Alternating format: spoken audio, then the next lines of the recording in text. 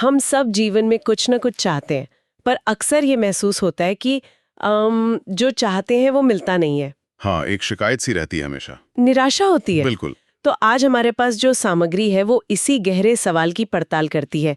और ये समझने की कोशिश करता है कि हमारी इच्छाएं, हमारे विचारों और ये जो हमारी बाहरी दुनिया है, इनके बीच आखिर रिश्ता क्या है। सही। तो आज हम एक तरह से सवाल की तह तक जाएंगे कि अगर हम अपनी जिंदगी के ड्राइवर हैं तो गाड़ी वहां क्यों नहीं जा रही जहां हम चाहते हैं। क्या हम कोई गलत नक्शा देख रहे हैं, या फिर स्टीयरिंग व्हील किसी और के हाथ में है। चलिए इस गुत्थी को सुलझाते हैं।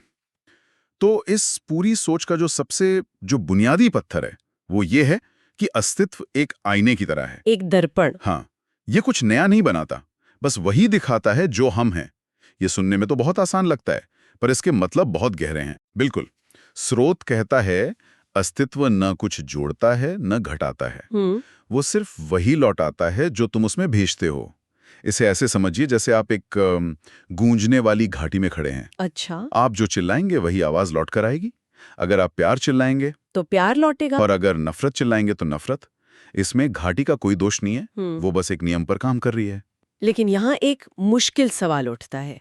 अगर कोई इंसान बहुत मुश्किल हालात में पैदा हुआ है या उसके साथ कुछ बुरा होता है, तो क्या इसका मतलब ये है कि वो ही उसे अपनी तरफ खींच रहा है? ये विचार तो मतलब बहुत असहज करने वाला है, थोड़ा अन्यायपूर्ण भी लग सकता है। ये एक बहुत जरूरी सवाल है और यहाँ पर बात दोष देने की नहीं है। ठीक है। बात है ऊर्जा के प्रवाह को समझने की। स्रोत ये नहीं कहता कि जो पीड़ित है वो अपने दुख के लिए दोषी है। तो फिर क्या कहता है? अच्छा। इसे ऐसे समझिए कि आपका मूड एक रेडियो स्टेशन है। अगर आपने गम के गाने वाला स्टेशन लगाया है तो आपको वही सुनाई देगा और माहौल भी वैसा ही बन जाएगा। हाँ, खुशी के लिए चैनल बदलना पड़ेगा, मतलब अपनी तरंग बदलनी होगी। अच्छा, तो ये आंतरिक तरंग वाली बात थोड़ी और समझाइए। इसका मतलब क्या है? हमारी भावनाएं, हमारे विचार? ये हमारे विचार, भावनाएं और जो हमारे गहरे विश्वास होते हैं, इन सब का मिला जुला रूप है। ओके। स्रोत में सुबह की शुरुआत का जो उदाहरण है वो इसे बहुत अच्छे से समझाता है। हाँ, वो मैंने भी देखा था। एक व्यक्ति उठता है और सोचता है, उफ, फिर वही दिन, वही परेशानियां। इस सोच के साथ ही उसकी ऊर्जा का स्तर नीचे चला जाता है। अब वो दिन भर छोटी छोटी बातों पर चिढ़ेगा, लोगों में कमियां ढूंढेगा और दिन के अंत में कहेगा, देखा मैंने कहा था ना, दिन खराब है। बिल्कुल, उसने अनजाने में अपनी ही भविष्यवाणी को सच कर दिया। और दूसरा व्यक्ति शायद उन्हीं हालातों में उठकर ये सोचे, चलो मैं जिंदा हूँ, सांस ले रही हूँ, ये भी किसी तोहफे से कम नहीं। सही कहा। और इस एक सोच से उसकी पूरी तरंग ही बदल जाती है। हाँ, अब वो मौकों को देखेगा, समाधान पर ध्यान देगा और शायद उसका दिन बेहतर गुजरेगा। हालात वही हैं। हालात वही हैं, पर आंतरिक तरंग अलग होने से नतीजा अलग हो गया। स्रोत का सार यही है, जो भीतर चलता है वही बाहर असलियत बन जाता है। मतलब बाहर की दुनिया से लड़ने की बजाय भीतर की तरंग को बदलना ही असली काम है। यही असली काम है। अगर हमारी तरंग ही सब कुछ तय करती है, तो फिर ये सवाल उठता है कि इस तरंग को नियंत्रित कौन कर रहा है, हमारा मन या कुछ और गहरा? और यहीं पर शायद मन और आत्मा की इच्छा का फर्क सामने आता है, जिसकी बात स्रोत में की गई है। और ये इस चर्चा का सबसे दिलचस्प हिस्सा है। कैसे? स्रोत कहता है कि हमारी ज्यादातर इच्छाएं, जिन्हें हम अपनी इच्छाएं समझते हैं, असल में हमारी होती ही नहीं है। नहीं होती। नहीं, वे उधार की होती हैं। उधार की मतलब वे समाज से, माता पिता से, दोस्तों से या मीडिया से ली गई हैं। जैसे? तुम्हें डॉक्टर बनना चाहिए, इतना पैसा तो कमाना ही चाहिए, शादी की सही उम्र यही है, सफलता का मतलब बड़ा घर और बड़ी गाड़ी है। हाँ, ये सब तो हम सुनते ही रहते हैं। ये सब बाहरी आवाजें हैं जिन्हें हम बचपन से सुनते सुनते अपनी आवाज मान लेते हैं और फिर जिंदगी भर उस लक्ष्य के पीछे भागते रहते हैं जो शायद हमारा था ही नहीं।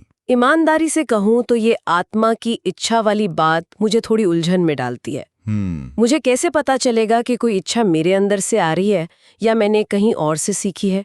रोजमर्रा की जिंदगी में इनमें फर्क करना तो बहुत मुश्किल है। मुश्किल है, पर नामुमकिन नहीं।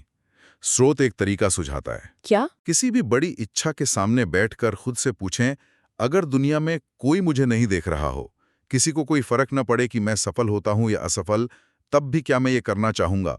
अच्छा, ये तो गहरा सवाल है। अगर जवाब हाँ है तो वो आत्मा के करीब है।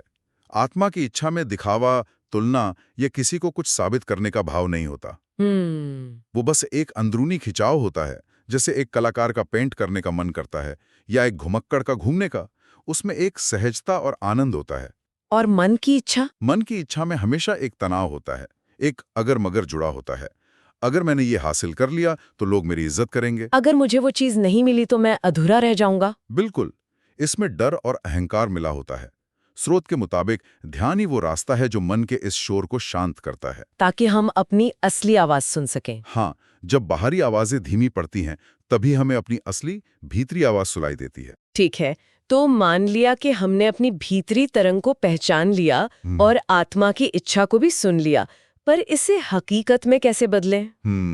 यहाँ पर ध्यान यानी अटेंशन की शक्ति का जिक्र आता है। हाँ, और ये कोई रहस्यमयी शक्ति नहीं है, ये बहुत ही, आप कह सकते हैं, वैज्ञानिक बात है। अच्छा?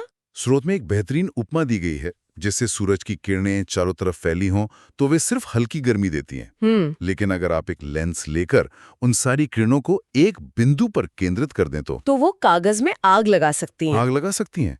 शक्ति किरणों में पहले से थी, लेंस ने बस उसे केंद्रित कर दिया। स्रोत कहता है तुम्हारा ध्यान वही लेंस है जो तुम्हारी बिखरी हुई ऊर्जा को केंद्रित करता है। और हम अपनी ऊर्जा को दिन भर शिकायतों, चिंताओं, दूसरों से तुलना करने में बिखेरते रहते हैं। बिल्कुल, और फिर कहते हैं कि हम थके हुए हैं, हमारे पास शक्ति नहीं है। सही बात है। स्रोत कहता है कि हमारा ध्यान एक चुंबक की तरह है।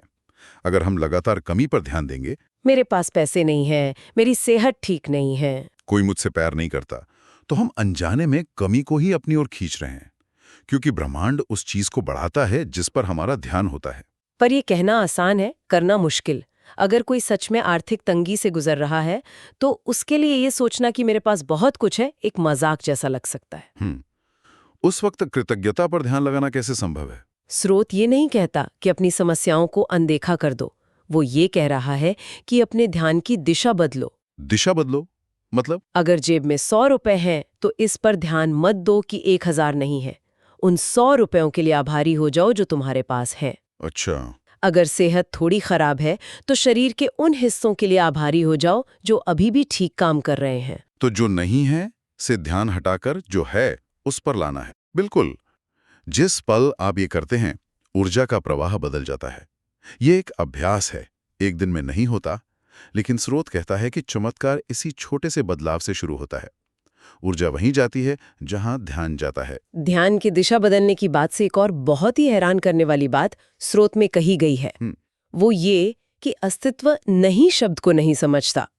ये बात हजम करना थोड़ा मुश्किल है। हाँ, ये थोड़ा अजीब लग सकता है, पर यह हमारे दिमाग के काम करने के तरीके से भी जुड़ा है। अच्छा?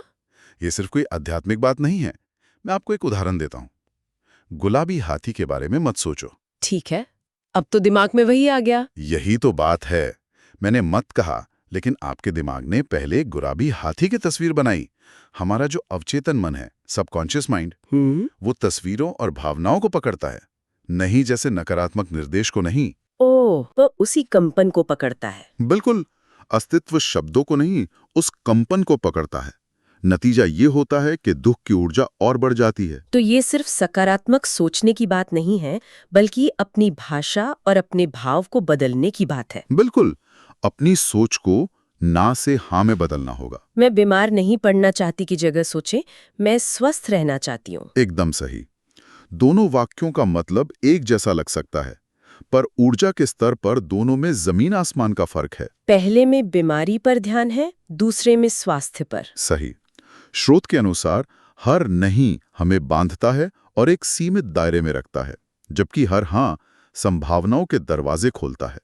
हमें अपने शब्द नहीं, अपने भाव बदलने हैं। ठीक है, यहाँ तक की बातें समझ में आ रही हैं। अपनी तरंग बदलो, अपनी असली इच्छा को पहचानो, अपना ध्यान सही जगह लगाओ और हाँ में सोचो। पर यहाँ एक और सवाल है, अगर इच्छा इतनी शक्तिशाली है तो क्या ये हमें भटका नहीं सकती? क्या हर इच्छा पूरी होनी चाहिए? बहुत अच्छा सवाल है। यहीं पर स्रोत इच्छा और आसक्ति के बीच एक बारीक रेखा खींचता है। और ये समझना बहुत जरूरी है, वरना ये सारी बातें अहंकार को बढ़ाने का जरिया बन सकती हैं। कैसे? स्रोत कहता है कि इच्छा स्वाभाविक है। इच्छा के बिना तो एक बीज भी पेड़ नहीं बनेगा। ये जीवन की ऊर्जा है जो आगे बढ़ना चाहती है। समस्या इच्छा नहीं, आसक्ति है। और आसक्ति क्या है? क्या किसी चीज को बहुत शिद्दत से चाहना आसक्ति है? नहीं, आसक्ति है वो भाव कि ये पूरा होना ही चाहिए और अगर नहीं हुआ तो मैं अधूरा हूं, मेरी जिंदगी बेकार है। अच्छा। ये अगर नहीं तो वाला भाव ही बंधन है। ये अस्तित्व पर भरोसे की कमी को दिखाता है।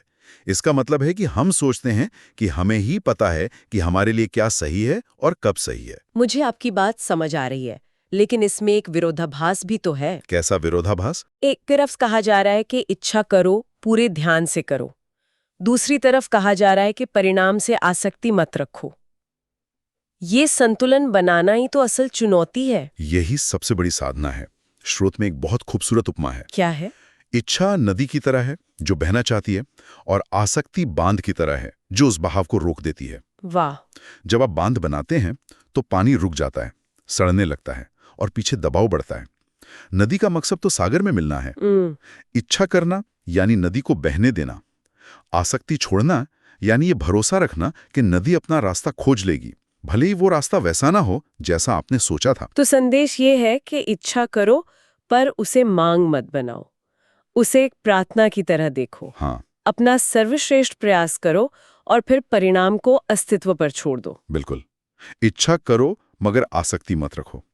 जब इच्छा से ये बोझ हट जाता है कि इसे होना ही चाहिए, तो वो हल्की हो जाती है। और तब आप प्रक्रिया का आनंद लेते हैं। हाँ, मंजिल के तनाव में नहीं रहते। और अक्सर जब हम तनाव मुक्त होकर बहते हैं तो चीजें ज्यादा आसानी से अपनी जगह पर आ जाती हैं। तो अगर हम इस पूरी चर्चा को समेटें तो इसका सार क्या निकलता है? ऐसा लगता है कि हम एक ऐसे कलाकार की तरह हैं जिसे एक जादुई कैनवस मिला है, जहां वो जो सोचता है वो चित्रित होने लगता है। हाँ, और हमारी सोच, हमारी भावनाएं और हमारा ध्यान वो कूची और रंग हैं। हमारी बाहरी दुनिया हमारे अंदरूनी दुनिया का ही एक प्रतिबिंब है, एक आईना।